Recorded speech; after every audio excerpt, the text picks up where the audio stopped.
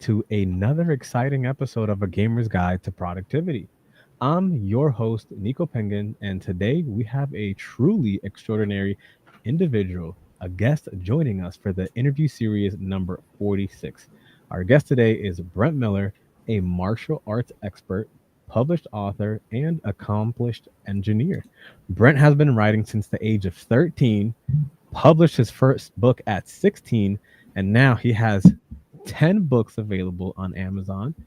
And beyond hitting all of these literary achievements, he's also a black belt in Tang Sang Do or Do. He's going to correct me later. and an engineering project manager.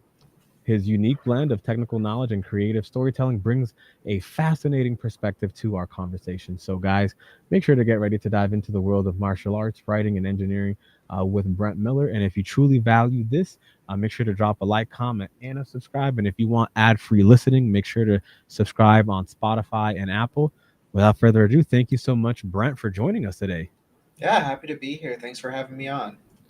And for those that may not know, what led you to want to write at such a young age? Because most kids are playing Nintendo, PlayStation, Xbox, and you were just like, you know what? I got some ideas, man. Yeah, so no, I have two answers. One of them is the more political one, but they're both true, right? So when I was a kid, I played video games just like everybody else, but I was more into the story of it, right? Mm, Um, I was also a big reader, but just absorbing media in every way I could. mm-hmm. And so I kind of just started telling my own stories, right? But the when I finally decided to sit down and write a book was out of spite. My teacher in middle school told me, "You, no one has ever written a good book without making an outline," and I thought that was ridiculous. So I wrote a book, and I dropped it on her desk, and I was like, "Yeah, I didn't write an outline." And Wow. yeah, it was purely out of spite, Wow.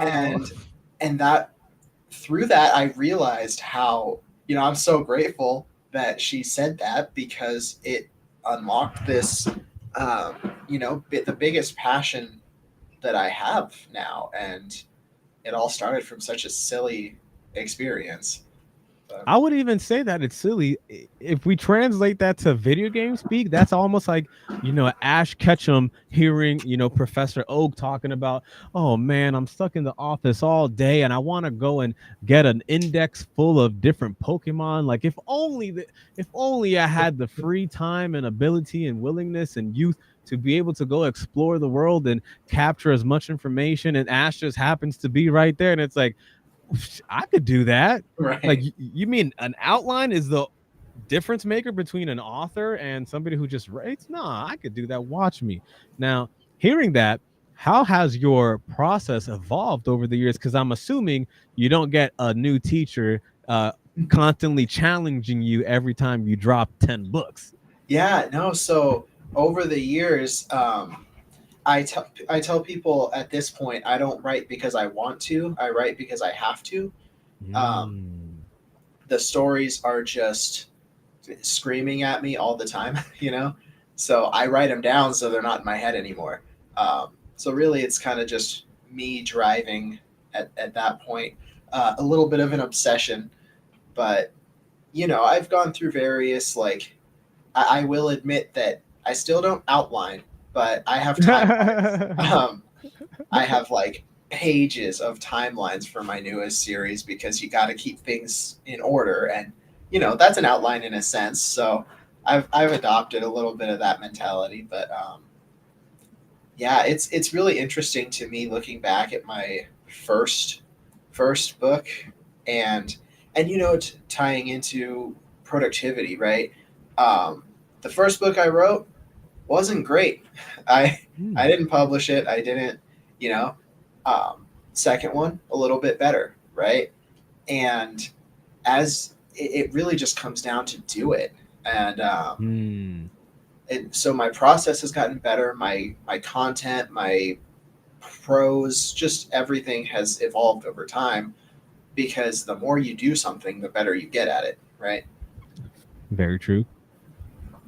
And so, would you say that because your process evolved into you're essentially combining all the things that you've been learning, Yeah. that is effective, like not necessarily an outline, but having some sort of a timeline, so that way, things don't get really mixed up, and then your readers are like, "Hey, what's going on? Like this is supposed to happen in X, Y, and Z."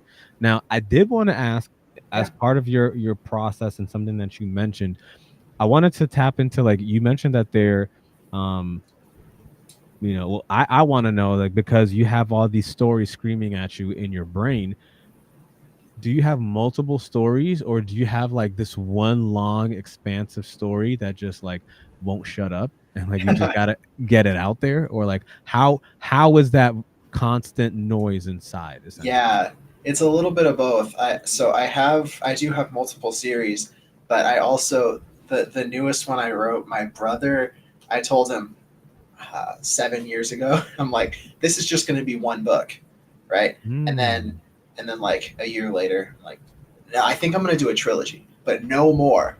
Now it's five, and it's just because there's just always more stories to tell in the world, right? Mm-hmm. Um, Mm-hmm.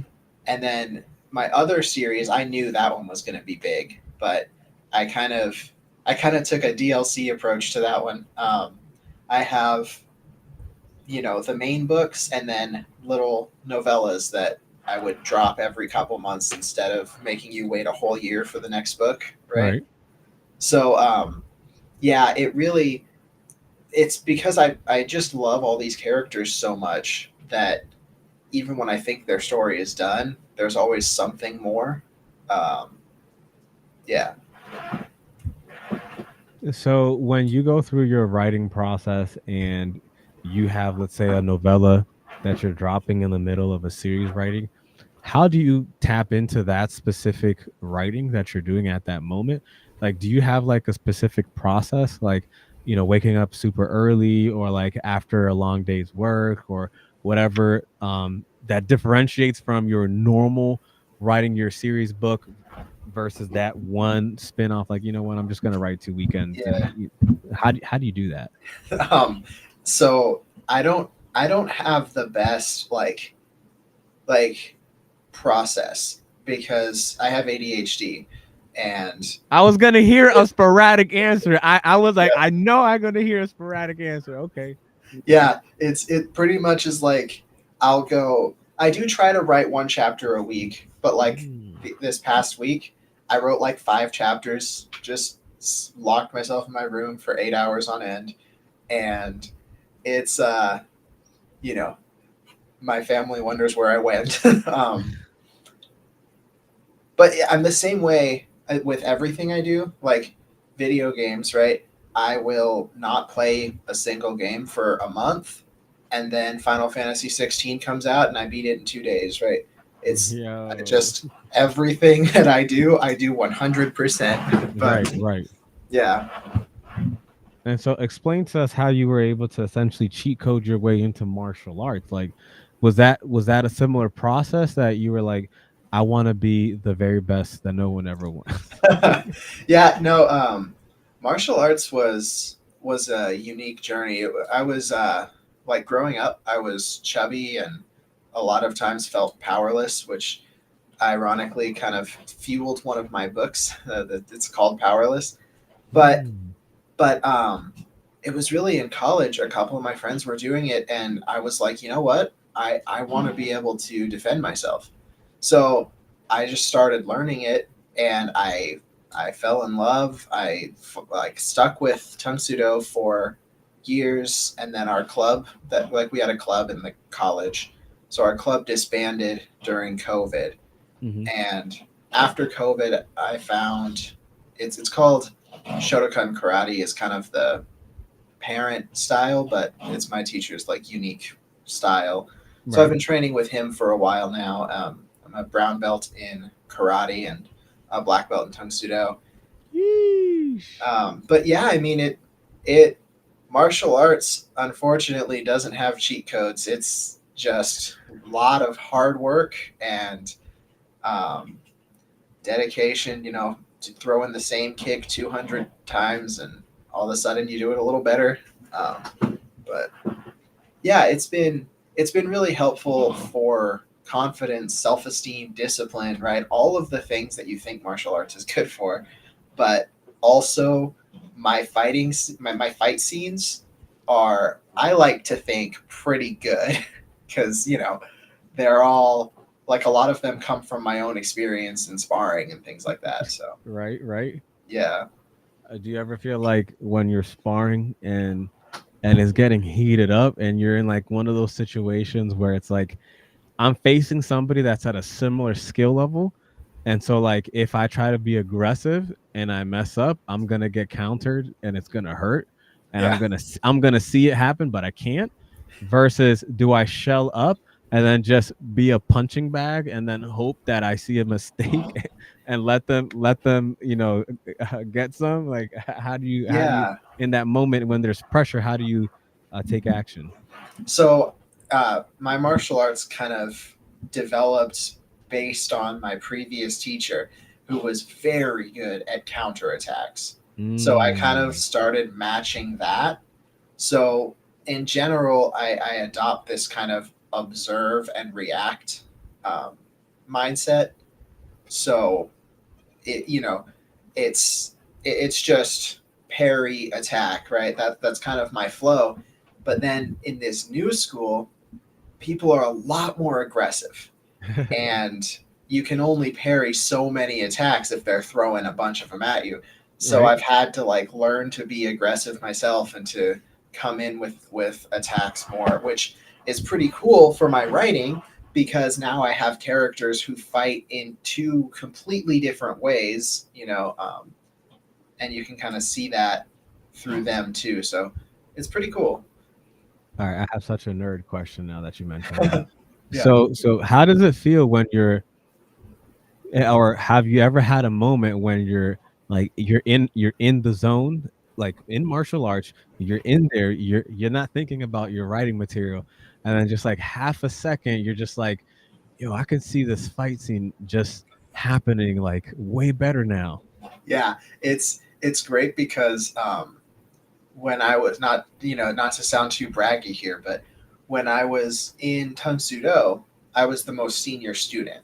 So I Mm. had the most experience out of all of my peers. And when I would spar with them, it was very one sided, Yeah, yeah, yeah, Um, and so I would I would be half in the fight mentally and then halfway thinking about, like, oh yeah, what if I do this, and like testing different things that I want the characters to try.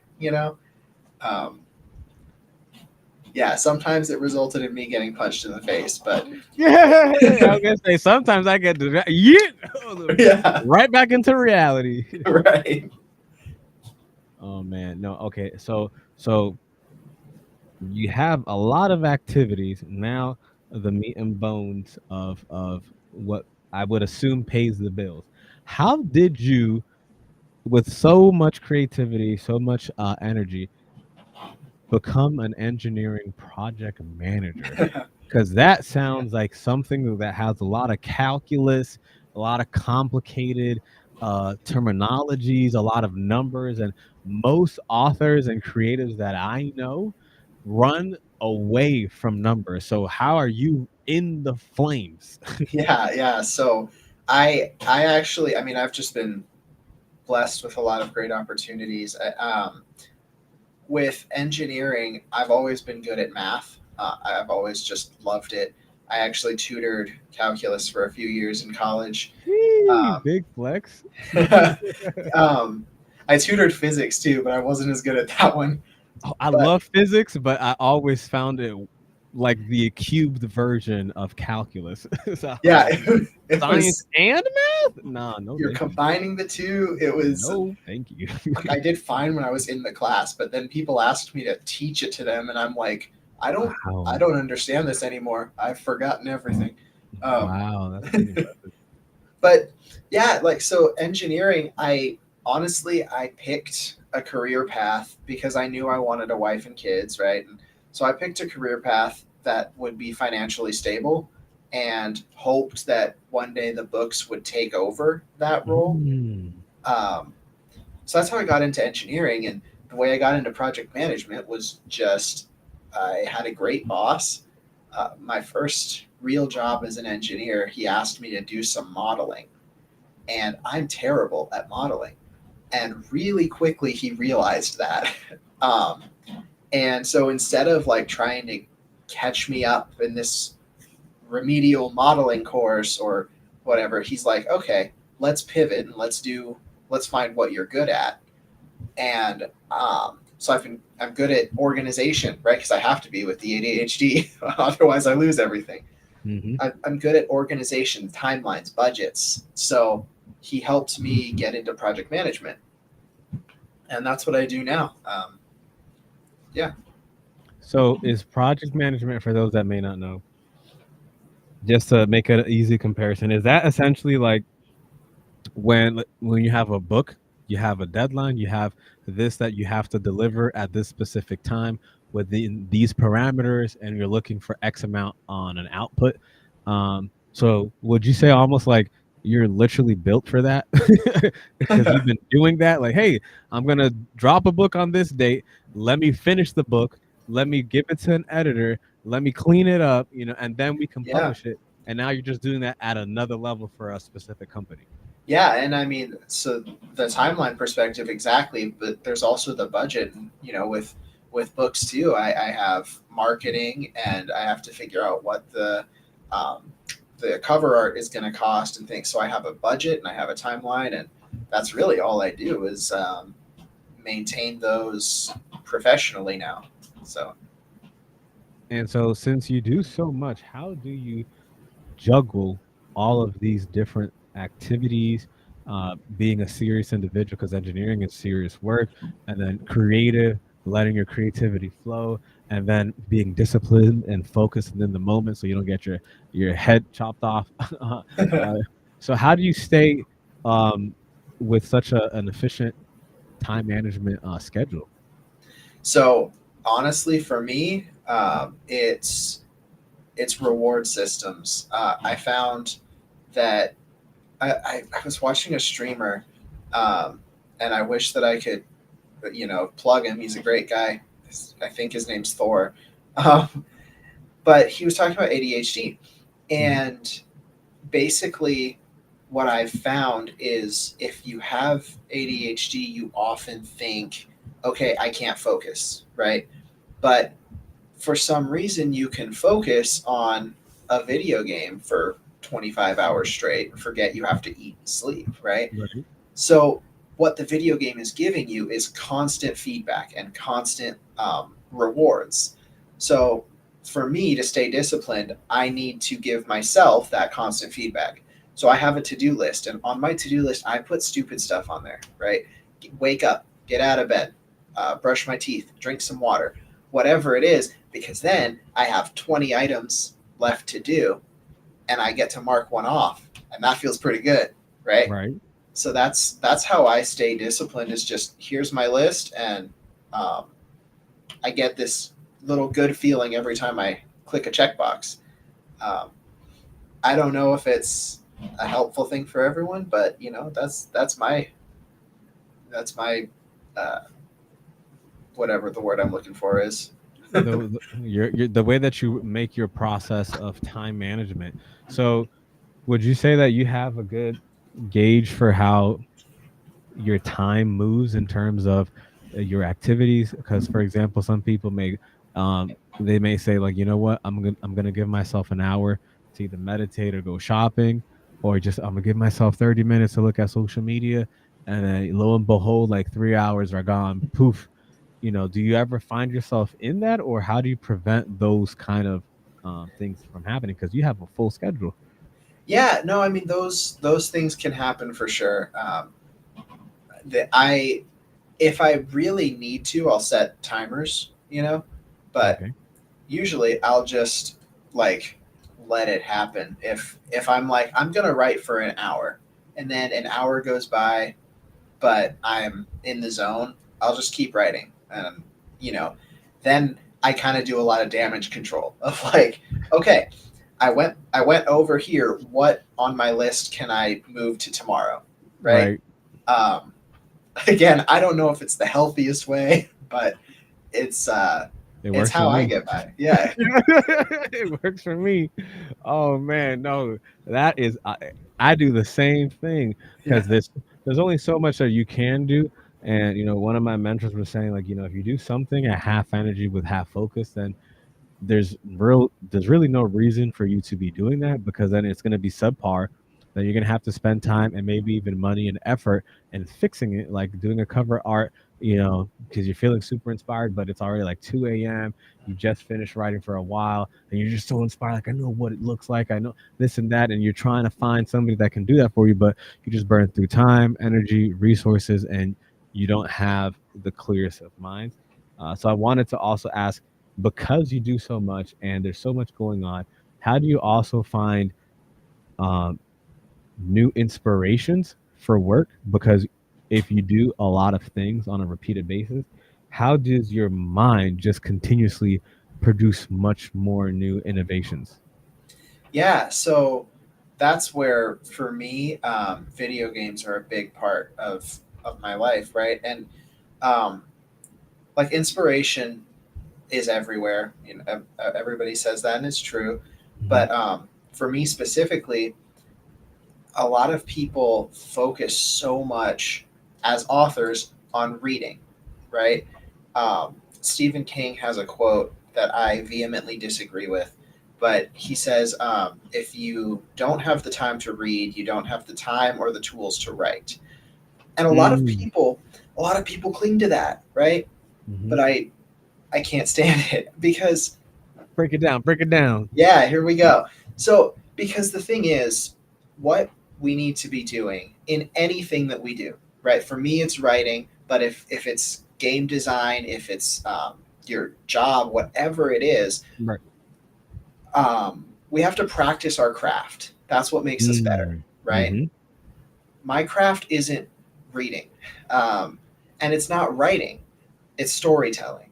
And Hmm. so for me, I get my stories from TV sometimes, less frequently recently, um, manga, which is technically reading, and video games, Well, right? if we count mangas, I've read hundreds of That's thousands. what I'm I, saying. I don't count them. I don't count them. I have a whole row. That's my hero right back there. Yeesh. I True got the fan.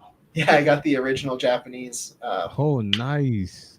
But anyway, I mean, that's we're practicing our craft, and for me, Correct. I practice my craft by taking in stories. And now, I can go on a whole rant about it is important to study vocabulary and see how other authors do things. So I understand the value of reading. I'm not trying to diminish that. Right. I just don't like telling like a whole group of people, this is how you have to do something. Right. Doesn't really make sense. Feels kind of gatekeepy. Um, Now, no, wait, yeah, before you say that, because not only is it gatekeeping, it's also hindering somebody who has a completely different way of working. yeah.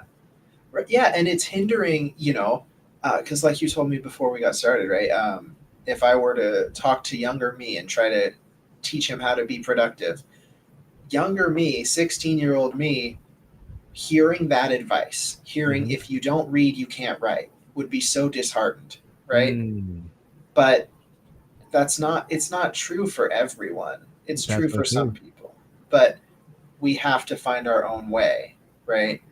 Um, and for me, that way is sorry, I talk circles, but Go ahead. inspiration, right? I mean, Final Fantasy 16 and 15 really, two of the biggest sources of inspiration for me in a long Mm, time, and they're video games, but that doesn't make them less valuable, right? right. How would you in that situation, like when somebody is giving you that negative feedback or that criticism in terms of like, I don't either like your material that you're writing, or I didn't like this plot twist that you made, I didn't like that you killed this character, or that you made these individuals obsolete. How do you handle that when it comes to your writing? And then when it comes to you having to dish that out when you're the instructor, whether you're like at the martial arts dojo or when you were, teaching physics, how do you dish out your criticism? Yeah, criticism's hard in general. What I try to do, and I mean, especially when it's something that you love, it's hard to take it rationally, right? So I think it's important to give yourself time to emotionally like react within yourself, right? Not Hmm. to blow up, but then to address it, right? So if somebody gives me feedback of about my book that is useful, then I might edit if I'm in that phase, right? Like Hmm. right now I'm in the editing phase. So if you give me something that's like, oh, this character's reaction doesn't make sense, cool, thank you. I can now process, right? Because I make mistakes too. Um, so I think it's important to evaluate whether it's something that would improve the overall story, or if somebody's upset because their favorite character died, but genuinely that was the move that needed to happen for the story, right? Because it's like I cried writing that scene too. I wasn't happy about it, right? Right. But it was what the story needed. But for me, it's just about having the open mind to accept that criticism, and maybe the next book, maybe this book, whatever it is, gets better because of it, and maybe I just disagree, and that's okay too, right? Um, when I give criticism, I'm I'm bad at it, honestly. I try, usually if I'm teaching, I try to get them to figure it out themselves, right? So Mm. my tutoring method was, people hated me for it, but they learned, was oh, okay, so this should be the first step, right? Like they would ask me, and I'm like, I don't know, do the problem, let's see. And then they spend 20 minutes and it's wrong, and they're like, where did I go wrong? Oh, it was the first step, but it gives them this chance to work it through themselves, and then they figure out what's wrong and I help guide them to the right answer, rather than me just saying, no, that's not how you do it, right? um, that's usually how I try to approach it, is show them the why. I think that's Mm. the most important thing. Ironically, that tied into one of the questions that so it's just how you are with creativity in terms of book. That's how I am in terms of conversation and communication. One Sure. thing just spurs on so much of a multitude. So why? So great ending, because that makes me think, what are the whys that make you get up to write when you don't have to do tanks and do if you don't have to you don't have to be an engineer. Yeah. I mean, it's nice, it's nice. Same as it's amazing to let off your thoughts and have a place where it actually can come into life, or to go into a place where not only can you be disciplined, but you can let off some steam and you can actually feel how you'd be in a fair fight. So how? Yeah. So I have, for those three things, three very different answers. And I inherited from my mom the genetics of I cry very easily, so I'm going to try not to. Um, no, but for writing, that one's easy for me. That's Mm. my passion, that's my dream. But another quote, this is one that I do very much agree with. Neil Gaiman, you can look the full story up on Goodreads because I'm going to butcher it, but essentially he tells the story about one of his great cousins, I think, who lived during World War II, and um, basically they were trading books even though it was contraband, and Mm. he says that he always felt like a fraud for being a writer, because that doesn't matter, right? Like, who cares about writing? You could be doing something important. And he ends the quote with, writing is not a luxury, or no, sharing stories is not a luxury. It's one of the things that we live or die for. And that has moved me. Like, that's how I keep going, right? Because right now I'm at a phase in my career where not too many people know my name, not too many people read my books. But there was at the last Comic Con I went to, somebody came up and gave me a friendship bracelet that she made based on one of the characters in my book. And that that's how I keep going. If I Yay! right, if I That's change one fire. person's life just a little Right. bit, um, martial arts is the family that Mm, I've grown to love there, and we all just support each other and grow together. So even on the days where I don't want to get up and go practice and do something physical, seeing them and working with them is a big deal, and it's kind of my responsibility now that I'm more of a senior student, right? So I right. have to be there. Yep. Um, and then my job, like sometimes I'm not gonna lie, sometimes I want to tell you the answer is money. We need something to pay the bills, but really, I work in cancer diagnostics, so Mm. the projects that I work on save people's lives, and I, I don't. Hey, Thank that's you. really productive as a gamer. Yo, that's really my fault. My fault. No, no, yeah. I think that I think it's important to find our whys, right? Mm. Um, but yeah, Man, look at because that. the I didn't reason I practice. no no I was gonna say it's June Men's Mental Health Month, so There we go. there's no judgment around here. We all gamers. We've all heard horrendous things in game lobbies and Oh my whatnot. And gosh. if we can survive through that and not break a tear, then when we watch a movie or something, or when we're just chatting with the homies, it's okay to let it fly. Um, no, but I did want to ask about the whys because I think it's so important that a lot of people don't recognize that everybody is really normal.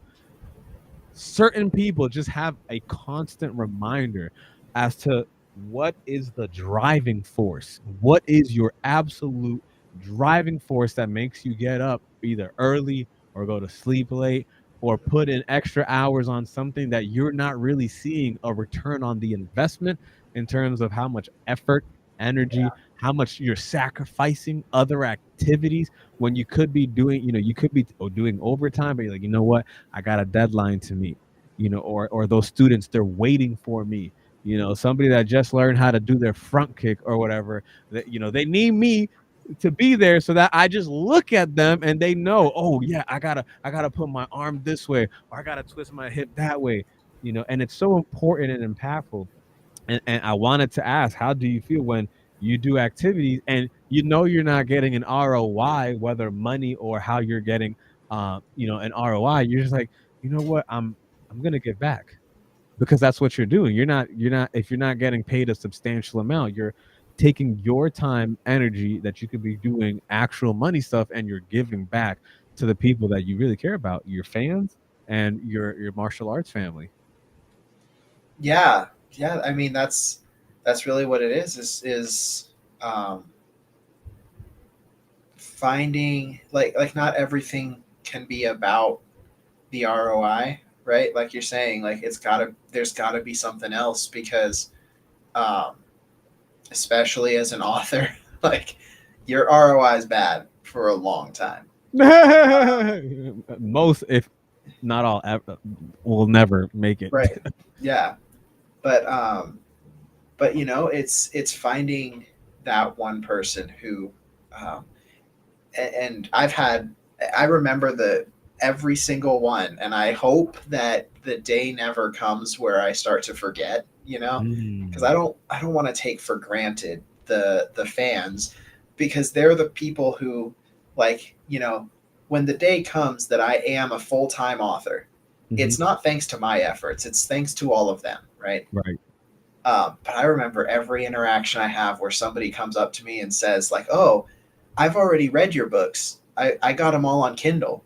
And I'm like, "Really? I've never met this person before, but I have had an impact on their life." Right. Um, and yeah, I think it's just really, for me, like clinging to those moments, clinging to watching the kid who couldn't get his front kick finally nail it, right? Yeah. Um, and clinging to the little victories or the big ones kind of keeps you moving, you know? And for those that may want to support you, that may want to follow you, that hear everything that you're about, let them know where they can go to support you, follow you, um, you know, because they might really care about providing that kind of support to support Yeah. that dream of being a full-time author. Yeah, so honestly my socials are my social games week right now.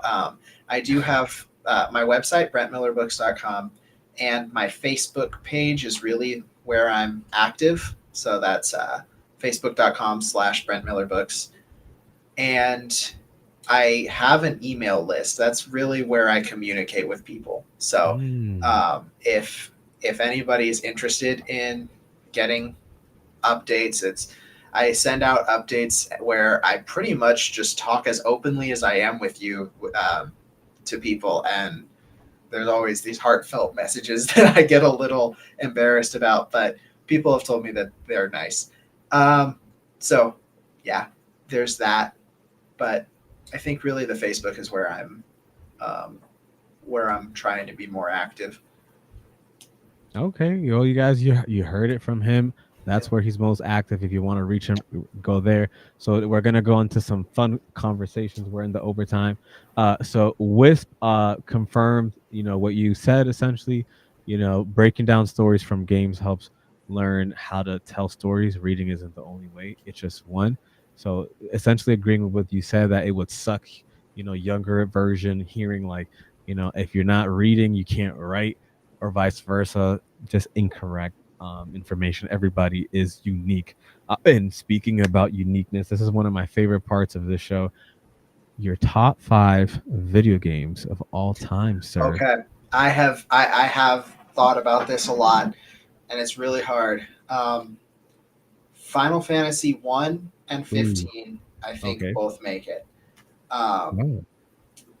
Other than that, probably Ocarina of Time. Um, why am I blanking right now? Because I know I'm gonna regret anything that I tell you at this point. Oh, Terraria, obviously. And I might just have to pick like Dead Rising. I'm not sure that Mm. that's like like if I took time to really think about it, I don't think that it would. Oh, it wouldn't, because I've already replaced it. But it's the nostalgia that gets me. Um, Ratchet and Clank. That one's gotta. An That's honorable gotta. mention. Yeah. So there we go. There's my top five ish. That's what. Would the list still be the same if I asked the 5 games that you pour the most amount of time in? No. So What? let's see. Do tell, dude. Okay, I want to hear this.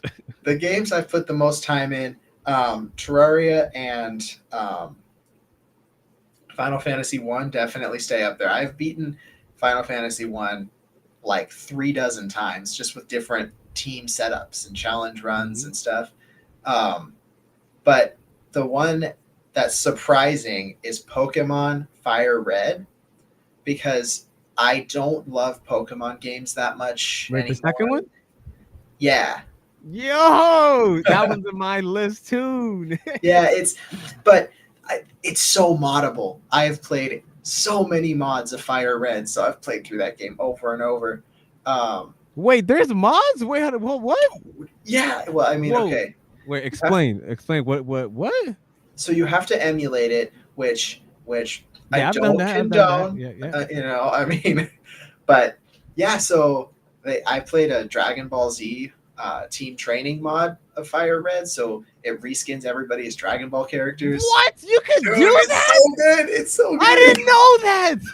good. What? That's a real thing? That's a real thing. Yo, get out of here. Yeah, there are What? tons, but that's my favorite. Bruh. What? I didn't even know that was a real thing. Yep. Yo, I just liked it for the practicality, and you're telling me you can change like the Oh, skins? you can do so much. Oh my, bro, you just changed my life right There, now. What? there's one. There's one that's like probably way less fun, but it's basically what they do is skin every Pokemon as Charizard, and it's like a derpy Charizard. I don't know. I feel like I'd get bored of it in 5 minutes, but that's kind of funny. Yo, Um, that sounds exactly what if I would have known that, I would have been done. Oh, oh yeah. what? Oh, have fun delving back into that one. Oh There's a man. whole world. Yo, that is crazy. I didn't even know that. I love that game. All right, hold on. So I know we're talking about top five, but in Yes. that game, how frustrating was it when you made it to the final four and then you beat them and then like Geo just comes out of nowhere and it's like, hey, you're all low HP, you're all low mana and potion, and everything is low. All your moves are on zero. Now it's time to fight me, and it's like you lose and you got to start all over, and it's like, Yeah, the whole bro, boss rush again. like I haven't memorized the moves, like what beats what, how to, and then I gotta fight this dude. Like it took me like Yeah. 200 hours. See, that's I come from a rich history of JRPGs, so I just treated it like that, and I came in with a whole team of like nearly max level Pokemon, and it Mmm. it didn't matter. Mmm. I have no skill in that game. Just to be clear, it is all just sheer overpowered levels. That's how I get by.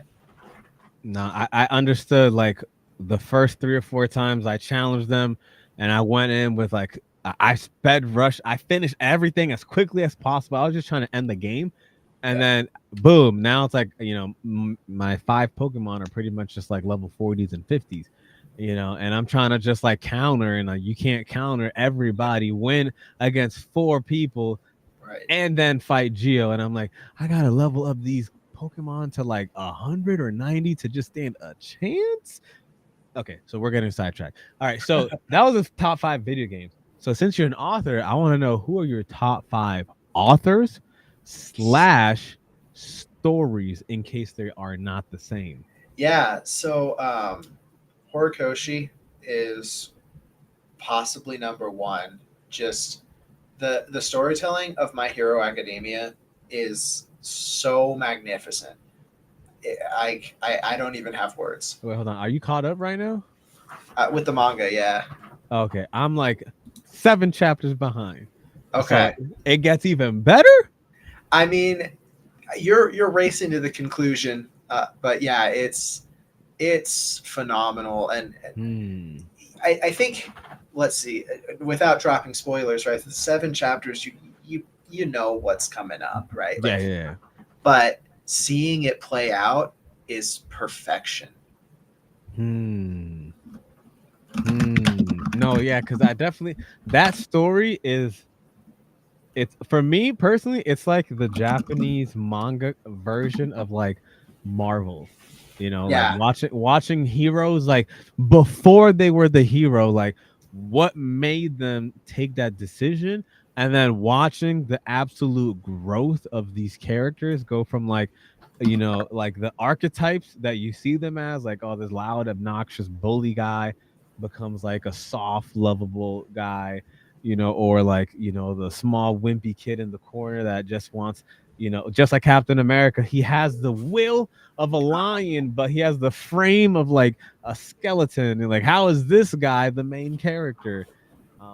No, I definitely I see where it's going, and I 100% agree. It's definitely up there.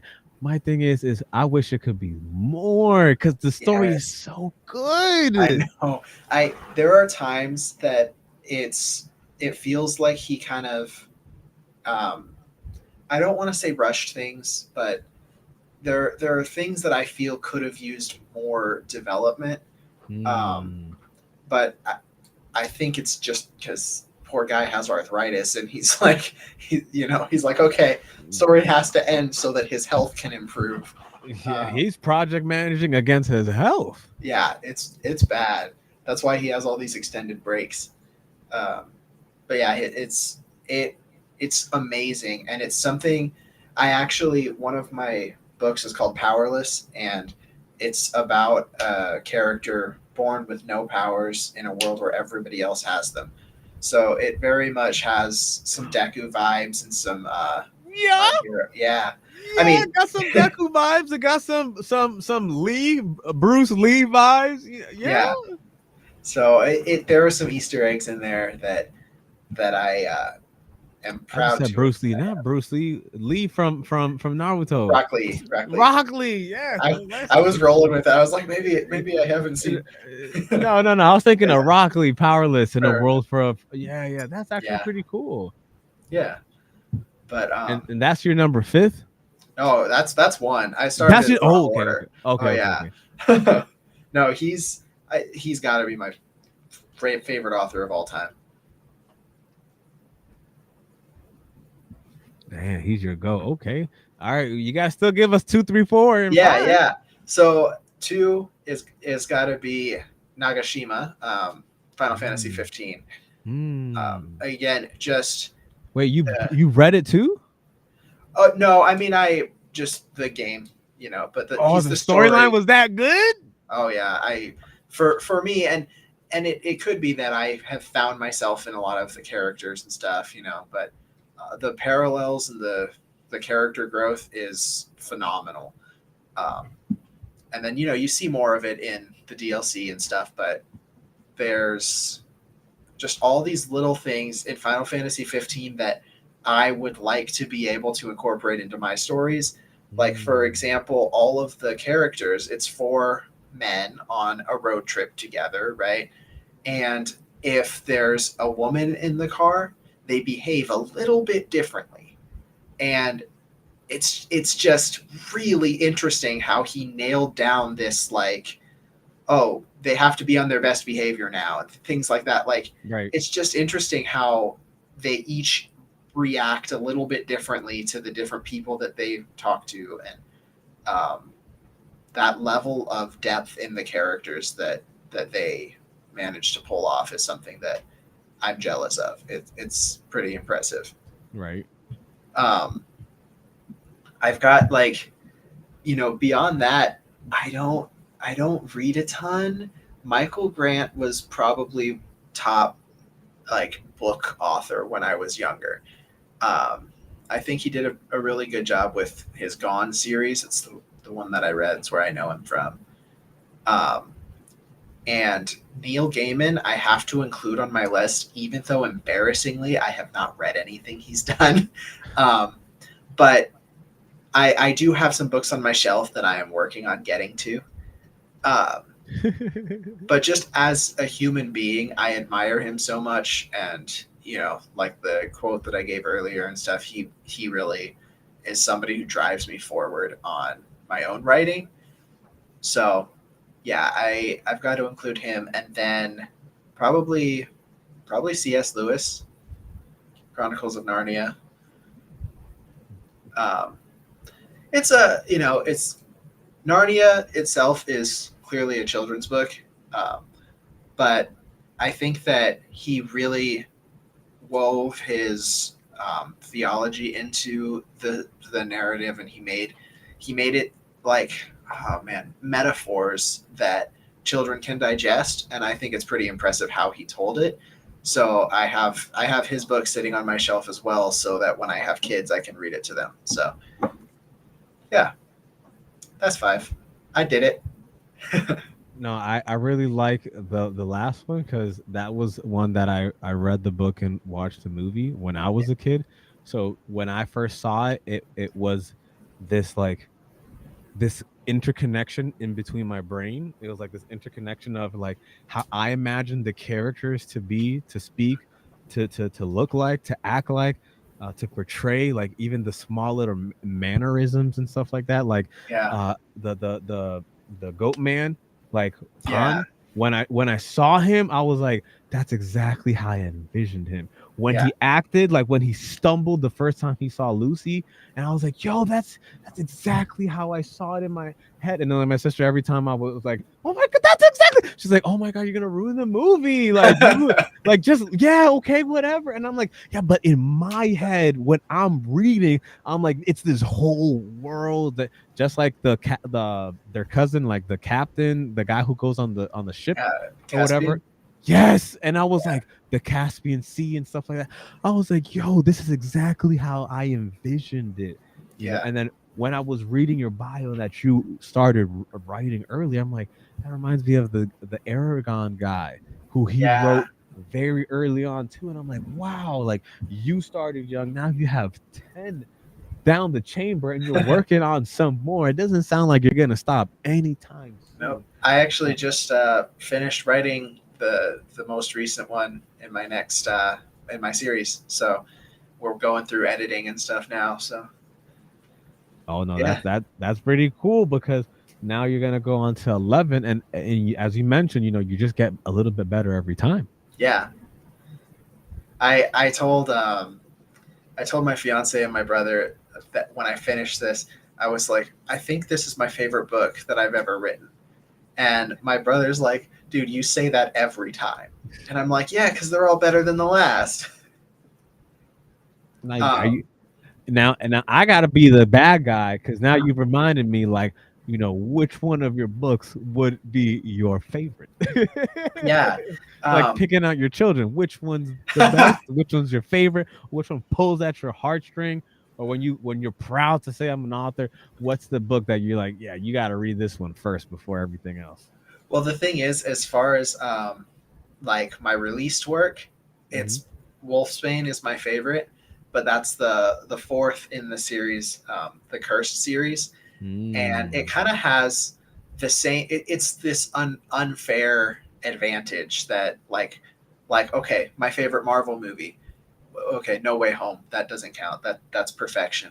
Um, but Endgame was my favorite for the longest time, and it's like, well, of course it is because it had years of build up and all of these threads coming to a close and all of the callbacks they could do, Hmm. right? And that's what I have in Wolfsbane. It's like, is it that much better than Cursed? I think so.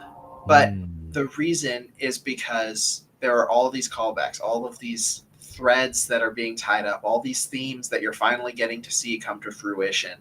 So, you know, it has an unfair advantage over the ones that are starting out the story, right? Okay, so it's the culmination of Exactly. everything that you've been laying down, Yeah. like the ultimate conclusion. Oh, okay, that's the safest and most accurate way Right. of depicting that. That's actually pretty interesting. And as we wrap up, I do want to give you another opportunity to leverage what you bring to the table. In case a younger version of yourself was to hear, what you have to say about productivity, about how to either make those dreams come a little sooner or how to determine which path to stick to and pursue. What would you tell a younger version of yourself? Yeah, so the path to stick to, I would say, is the one that makes you happy, right? I mean, if if you're like everything's a skill and you're going to fail. So don't be afraid of that. Don't try so hard to avoid failure that you don't learn something new, right? Hmm. If you're dreaming of writing, write and it's going to be terrible, but the next thing you write won't be, right? It'll be Right. a little better. And find people who will be honest with you, right? Um, and tell you like this is how you can improve in a polite, respectful way. There are plenty of communities on Reddit for authors who want to do that, on Facebook as well.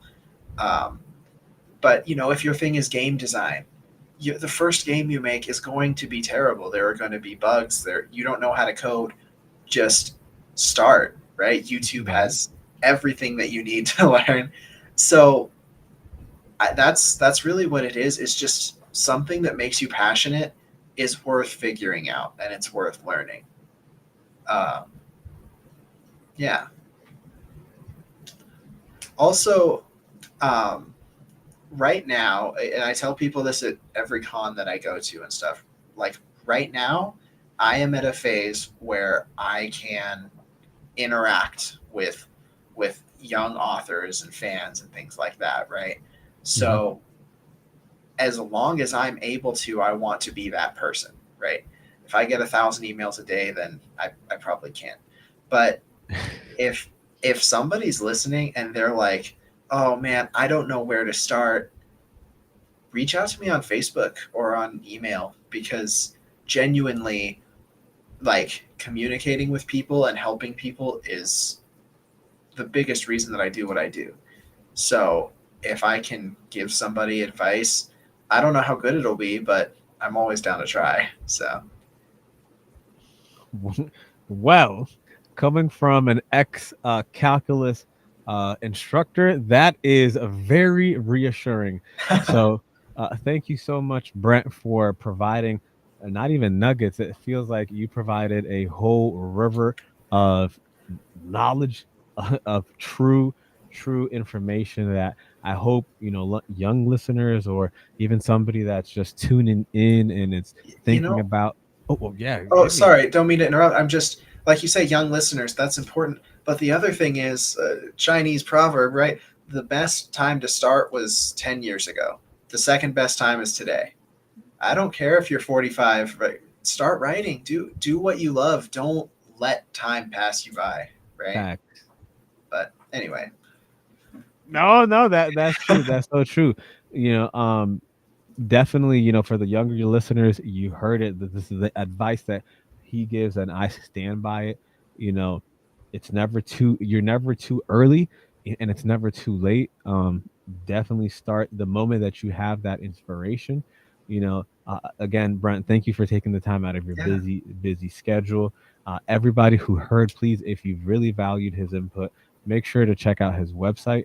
Make sure to support him. Drop a like, comment, subscribe. I really hope that you guys really liked listening to what a true martial artist, an author, an engineer, a true extraordinaire has to explain about. So, if you want to learn more about his work, check out all his books, check out his website, check out his journey. Like, comment, subscribe. Again, check us out on different platforms Spotify, Apple. As always, please keep gaming, stay productive, and continue to level up in all aspects of your life. And if you're not leveling up, at least put in the work to get a little bit XP at a time. So until next time, this is Nico Pengin signing off. Happy gaming, everyone, and have a productive rest of your day. Good night.